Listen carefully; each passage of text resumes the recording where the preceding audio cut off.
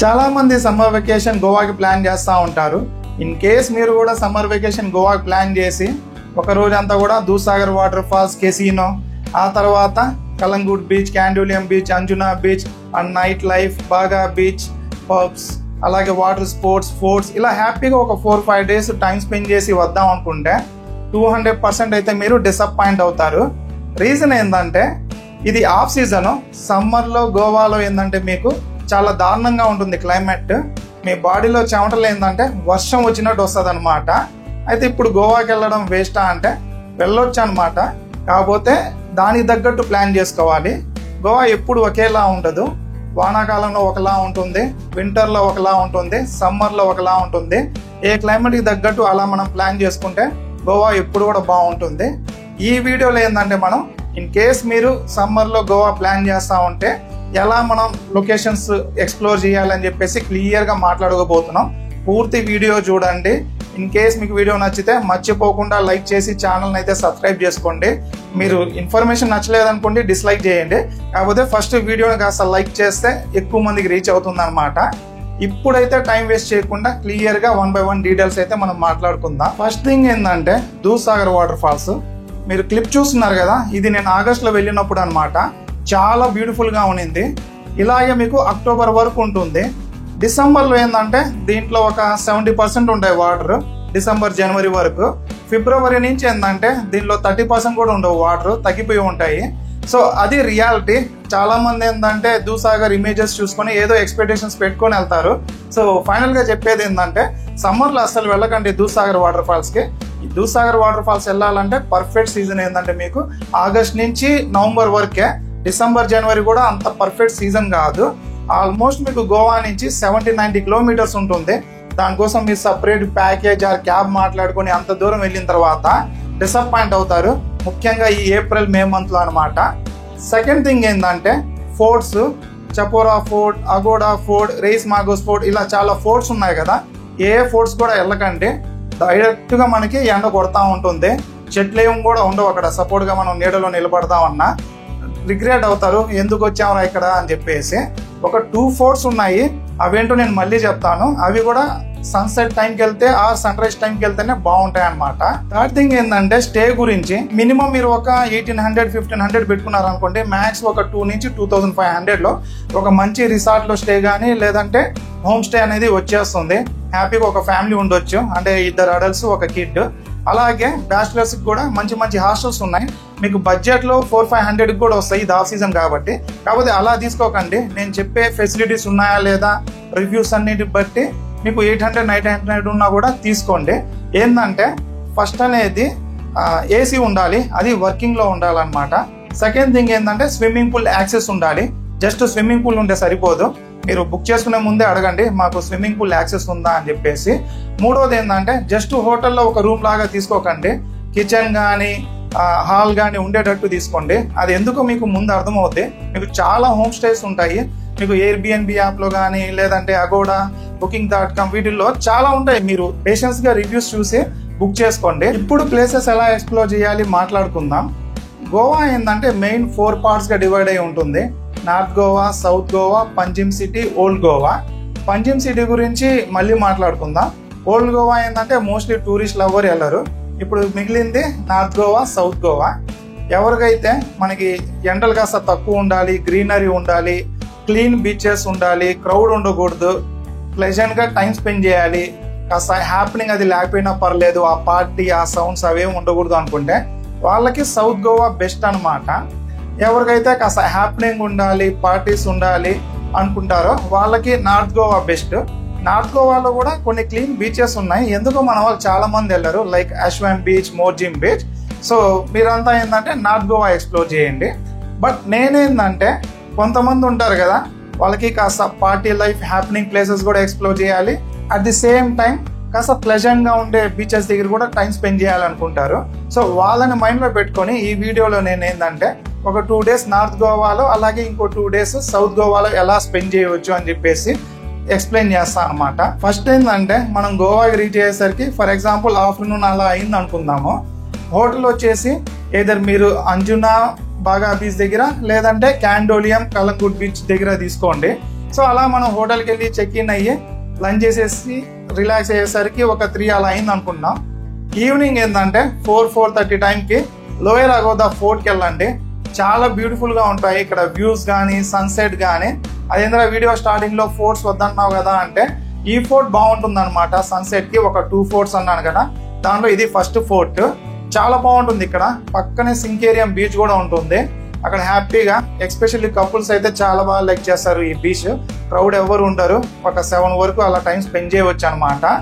ఆ తర్వాత ఏంటంటే రిటర్న్ వెళ్ళండి. లేదు మన దగ్గర ఎనర్జీ ఇంకా ఉంది అనుకుంటే పక్కనే ఉంటుంది 1 to 2 కిలోమీటర్స్ అనమాట కలంగుడ్ బీచ్ అనమాట. అక్కడికి వెళ్ళి కాస్త షాక్స్ అన్ని ఉంటాయి, నైట్ లైఫ్ ఎంజాయ్ చేయవచ్చు. మీ దగ్గర ఎనర్జీ ఉంటే వెళ్ళండి, లేదంటే రూమ్కి వెళ్ళిపోయి రిలాక్స్ అవ్వండి. సెకండ్ డే ఏంటంటే కాస్త మార్నింగ్ లేచి 8-9 ఆ టైంకి క్యాండోలియం బీచ్కి వెళ్ళండి. హ్యాపీగా ఒక 2-3 అవర్స్ టైం స్పెండ్ చేసి 12 కల్లా మళ్ళీ రిటర్న్ అయిపోండి రూమ్కి. నియర్ బై తీసుకోండి బీచెస్కి. సో హ్యాపీగా రూమ్కి వచ్చేసి రిలాక్స్ అయ్యి 4-4:30 టైంకి మీరు అంజునా బీచ్కి వెళ్ళండి. మ్యాక్సిమం 5కి రీచ్ అయ్యేటట్టు ప్లాన్ చేసుకోండి. సన్సెట్కి చాలా బాగుంటుంది. అండ్ ఆ వేవ్స్ కూడా వచ్చి మనకి కాళ్ళకి కొడతా ఉంటాయి అనమాట. చాలా బాగుంటుంది ఈ బీచ్.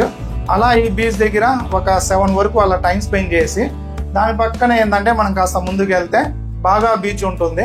బాగా బీచ్లో ఏంటంటే లైటింగ్ అంతా చూస్తున్నారు కదా, చాలా బ్యూటిఫుల్గా ఉంటుంది. ఇక్కడ మొత్తం కూడా సాంగ్స్ పెట్టేసి పార్టీ చేసే వాళ్ళకి మెయిన్ బీచ్ అనమాట ఇది. 8 నుంచి నైట్ 10:30 వరకు మ్యూజిక్ ప్లే చేస్తారు. 10:30 తర్వాత కూడా ఈ ఓపెన్ ఉంటాయి కానీ మ్యూజిక్ ప్లే చేయడానికి లేదనమాట. అలా హ్యాపీగా ఆ మ్యూజిక్ ఎంజాయ్ చేయండి.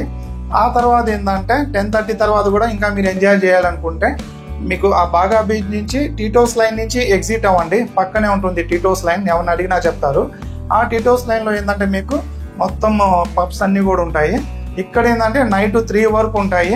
ఎంట్రీ ఫీజు ఒక 1500 నుంచి అలా ఉంటాయి అన్నమాట. ఓన్లీ వాటికి ఏంటంటే ఆల్కహాల్ అలా ఇస్తారు. ఆ రేట్లన్నీ కూడా అక్కడ మాట్లాడుకోండి మీరు. సో కాకపోతే ఒకటి గుర్తుపెట్టుకోండి, మీరు ఎక్స్ట్రా యాక్టివిటీస్ అయితే పెట్టుకోకండి. మళ్ళీ మాకు మోసపోయామని చెప్పేసి బాధపడతారు మీరు. ఎక్స్ట్రా యాక్టివిటీస్ అంటే అర్థమయ్యారు కదా, జస్ట్ వెళ్ళి ఎంజాయ్ చేసి రండి. అలా డే 2 ఏంటంటే నైట్ లైఫ్ అంతా ఎంజాయ్ చేసుకొని హ్యాపీగా రూమ్కి వచ్చి రిలాక్స్ అవ్వండి. 3వ రోజు ఏంటంటే చెక్అవుట్ చేసేయండి. అక్కడి నుంచి సౌత్ గోవాకి వెళ్దాము. వెళ్ళేటప్పుడు ఏంటంటే ఒకటి క్యాబ్ మాట్లాడుకొని వెళ్ళడం బెస్ట్ అనమాట. నేను ఎక్కడో విన్నాను నెక్స్ట్ మంత్ నుంచి అంటే ఏప్రిల్ మిడ్ నుంచో మే నుంచో ఓలా ఊబర్ కూడా అవైలబుల్ ఉంటుందన్నమాట గోవాలో. సో ఏదో ఒకటి క్యాబ్ అయితే తీసుకొని సౌత్ గోవాకి వెళ్ళండి. అండ్ ఇంకోటి, మీరు అంజునా బీచ్ దగ్గరికి వెళ్ళినప్పుడు ఆడ వాటర్ స్పోర్ట్స్ ఉంటాయి తక్కువ ప్రైజెస్. వెళ్ళకండి, మీరు ఆల్రెడీ చాలా వీడియోస్ చూసుంటారు గోవాలో వాటర్ స్పోర్ట్స్ క్యాంప్స్ అని చెప్పేసి. రీజన్ ఏంటంటే మనం కట్టేది 1200-1500కి 5 రైడ్స్ అంటే వాళ్ళు అంతంత లాంగ్ తీసుకుని వెళ్ళలేరు. సో అక్కడ వెళ్ళకండి, దానికన్నా వేరే ప్లేస్ చెప్తాను నేను. ఆ ప్లేస్ ఏంటంటే 3rd డే మనం సౌత్ గోవాకి వెళ్తాం కదా.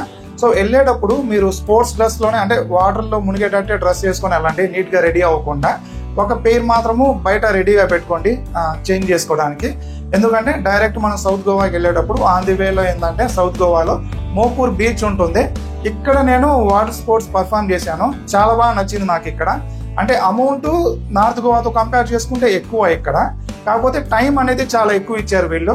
ఫర్ ఎగ్జాంపుల్ మీకు నార్త్ గోవాలో అంజునా బీచ్, క్యాండోలియం బీచ్ దగ్గర మ్యాక్స్ మీకు 15 to 20 సెకండ్స్ ఇస్తారు ఒక రైడ్కి. అదే ఇక్కడైతే నేను అబ్జర్వ్ చేసింది, నేను వెళ్ళినప్పుడు అయితే 1.5 minutes వరకు ఇచ్చారు. బట్ వరస్ట్ కేసులో అయితే 50 seconds అయినా ఇస్తారనమాట. సో అలా వాటర్ స్పోర్ట్స్ ఎంజాయ్ చేసి అక్కడే మీరు డ్రెస్ చేంజ్ చేసుకోవడానికి కూడా ఉంటుంది.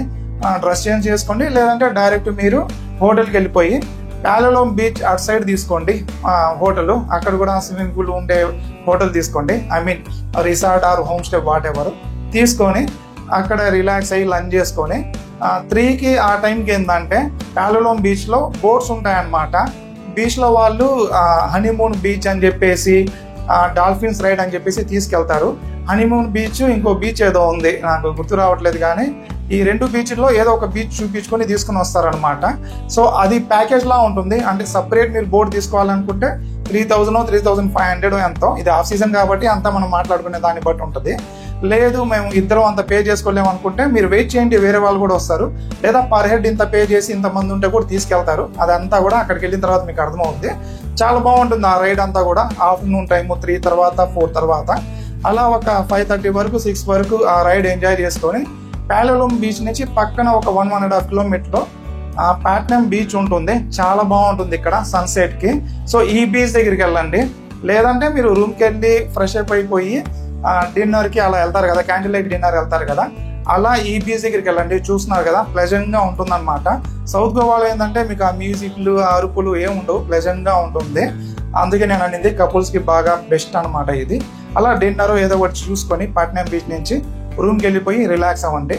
4th డే ఏంటంటే మార్నింగ్ లేచి ప్యాలలోమ్ బీచ్ లోనే మీరు ఎక్కడి నుంచి వెళ్ళినా సరే రైట్ సైడ్ డెడ్ ఎండ్ వెళ్ళిపోండి. అక్కడ ఏంటంటే బ్యాక్ వాటర్ రైడ్ ఉంటుంది, చాలా బాగుంటుంది. ఏదో కేరళలో వెళ్ళినట్టు ఉంటుంది అనమాట. ఇక్కడ చాలా మందికి తెలియదు ఇది బ్యాక్ వాటర్ రైడ్, ఎక్కడెక్కడో వెళ్తారు. దానికన్నా ఇది బెస్ట్ ప్లేస్. మీకు అగోడా బీచ్ చాలా చోట్ల ఉంటుంది, వాటన్నిటికన్నా కూడా ఇది బెస్ట్, గుర్తుపెట్టుకోండి. అలా బ్యాక్ వాటర్ రైడ్ వెళ్ళొచ్చి అప్పుడు బ్రేక్ఫాస్ట్ చేసి రెడీ అయిపోయి మీరు మళ్ళీ ఏంటంటే ఆఫ్టర్నూన్ టైం అంటే 3 లేదంటే 2 వాట్ ఎవర్ మీ ఫ్లెక్సిబుల్ అనమాట. సౌత్ గోవాలో కాస్త ఎండ తక్కువే ఉంటుంది. కోలా బీచ్కి వెళ్ళండి. కోలా బీచ్ చాలా బాగుంటుంది. అక్కడ మీరు ఏంటంటే కయాకింగ్ చేయవచ్చు. చూస్తున్నారు కదా ఇక్కడ కూడా కేరళలో ఉన్నట్టు ఉంటుంది అనమాట.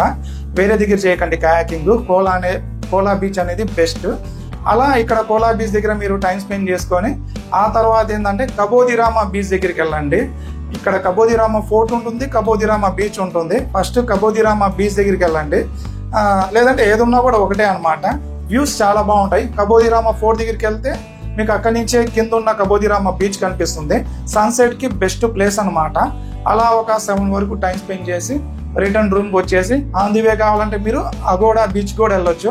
అంటే నైట్ టైం మా దగ్గర ఇంకా టైం ఉంది స్పెండ్ చేస్తాం అనుకుంటే, లేదు మాకు టైం లేదు 4th డే ఆల్రెడీ ఫ్లైట్ ఉంది, బస్ ఉందంటే దాని తగ్గట్టు ప్లాన్ చేసుకోండి. బట్ ఓవరాల్గా అయితే ప్లాన్ ఇదనమాట. 5th డే పంజిమ్ సిటీ గురించి చెప్పాను కదా. పంజిమ్ సిటీకి ఏంటంటే చాలా మంది నార్త్ గోవా నుంచి వెళ్ళి ఎక్స్ప్లోర్ చేస్తారు. 18 కిలోమీటర్స్ ఇదే కదా అని చెప్పేసి మెయిన్ కెసినోకి వీటికి వెళ్తారనమాట. కాకపోతే ఇక్కడ ఒక లూప్ హోల్ ఉంది. ఏంటంటే మీరు కెసినోకి వెళ్ళిన వాళ్ళు దాదాపు 80% ఏంటంటే అక్కడ ఫ్రీ ఆల్కహాల్ కాబట్టి 80% తాగుతారు. అది తాగి మీరు డ్రైవ్ చేయకూడదు కదా. సో కంపల్సరీ క్యాబ్ తీసుకోవాలి. క్యాబ్ తీసుకునేటప్పుడు ఎలాగో తాగారు, మనం ఎంత అడిగినా ఇస్తారని చెప్పేసి దారుణంగా చెప్తారు వాళ్ళు రైడ్స్ కాస్ట్ అనమాట. సో మీరు అనేది అప్పుడు వరకు సేవ్ చేసుకున్న ట్రిప్లో బడ్జెట్ అంతా ఆ క్యాబ్ వాడికి ఇచ్చేయాలి, వేరే ఆప్షన్ లేక.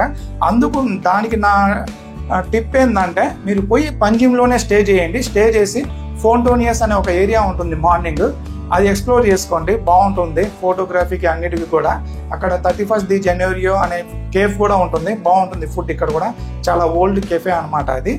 అండ్ ఈవినింగ్ వచ్చేసి 4 ఆ టైంకి డోనాపోలా అని చెప్పేసి ఉంటుంది. ఇక్కడ కూడా విజువల్స్ చాలా బాగుంటాయి, చూస్తున్నారు కదా. సో ఇది చూసుకొని నైట్ 8 ఆ టైంకి వెళ్ళండి ఎక్కడికి, కెసినోకి వెళ్ళి మీకు నచ్చింది చాలా ఉన్నాయి ఆప్షన్. నేను దాని మీద సపరేట్ వీడియో చేశాను. అక్కడ చూసి మీరు ఏ కెసినోకి వెళ్తారో వెళ్ళండి. వెళ్ళి మీరు తాగుతారా మీ ఇష్టం, వాట్ ఎవర్. కాకపోతే ఆ గ్యాంబ్లింగ్ జోలికి అయితే వెళ్ళకండి. హ్యాపీగా ఎంజాయ్ చేసి వాక్ చేసుకుంటూ వెళ్ళిపోండి. ఫౌంటోనియస్ పక్కనే ఏరియా ఉంటుంది కదా, ఆ ఏరియాలో తీసుకోండి మీరు హోటల్. వీటన్నిటికీ ఫ్లెక్సిబుల్ అనమాట. సో దట్ మీరు ఆ క్యాబ్ అమౌంట్ అనేది సేవ్ చేసుకోవచ్చు. అది 5th డే గురించి. లేదు మా దగ్గర 4 డేసే ఉందంటే ఇందాక చెప్పినట్టు ఇదైతే పక్కన పెట్టేయండి. సో ఓవరాల్గా ఇది ప్లేసెస్ గురించి. ఓవరాల్గా గోవా సేఫా అంటే హ్యాపీగా వెళ్ళి సేఫ్గా ఎంజాయ్ చేసి రావచ్చు. కాకపోతే సౌత్ గోవా అయితే ఎక్దమ్ సేఫ్. నార్త్ గోవాలో ఏంటంటే కొంతమంది ఉంటారు ఆ లోకల్ వాళ్ళు, మా రుబాబు చూపించాలని చెప్పి. అలాంటి వాళ్ళ దగ్గర మనం ఏంటంటే చూసి చూడకుండా వెళ్ళిపోవాలా. మళ్ళీ వాళ్ళతో మనం కాస్త నువ్వెంత నేనంత అనుకుంటే డిసప్పాయింట్ అవుతాం. అది పక్కన పెట్టేసి వెళ్తే నార్త్ గోవా కూడా హ్యాపీగా ఎంజాయ్ చేసి రావచ్చు. ఇది ఓవరాల్గా గోవా గురించి. స్టిల్ మీకు ఏమైనా డౌట్స్ ఉంటే నా ఇన్స్టాగ్రామ్ ఐడి ఇస్తాను, అక్కడ టెక్స్ట్ చేయవచ్చు. అని ఇంతవరకు మీరు వీడియో చూసి కూడా లైక్ చేయకపోతే బాగుండదు. సో లైక్ చేసి వెళ్ళండి. Thank you for watching.